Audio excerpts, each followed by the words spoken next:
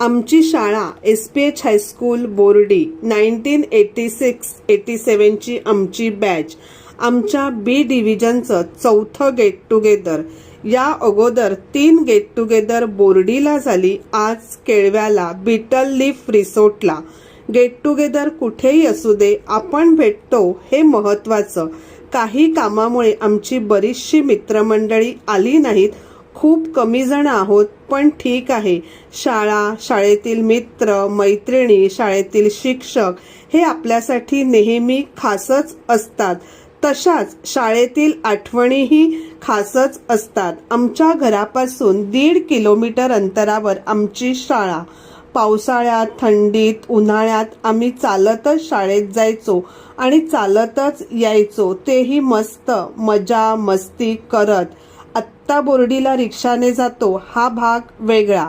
आमची खोडसाळ मैत्रीण हेमा रोज जाता येताना काहीतरी खोडी काढणारच.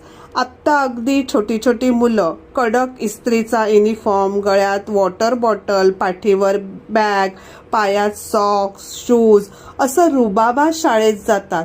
आम्ही तर शाळेत जाताना पाहिलंय, काही मुलं अगदी अनवाणी पायाने सुद्धा यायची. शाळेत वडापाव फक्त 50 पैशाला मिळायचा, पण ते 50 पैसे सुद्धा कधीतरी मिळायचे. PT पिरियड संपला की धावत पाण्याच्या टाकीजवळ जायचं, कारण नंतर खूप गर्दी व्हायची.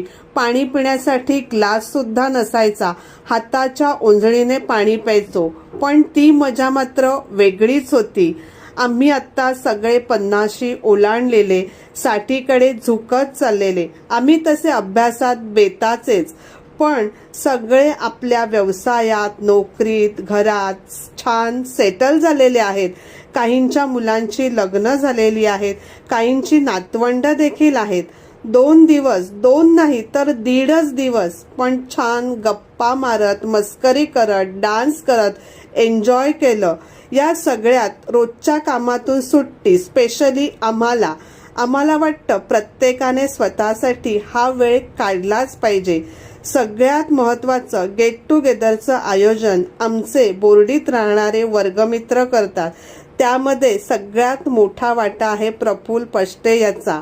छान असं नियोजन करून आम्हाला थोडीशी सुट्टी दिल्याबद्दल आम्हा सगळ्यांकडून थँक्स. आणि हो, आमचा वर्गमित्र संतोष अगदी न चुकता आठवणीने आमच्यासाठी वाडीतून चिक्कू, शेंगा आणि बरंच काही घेऊन येतो.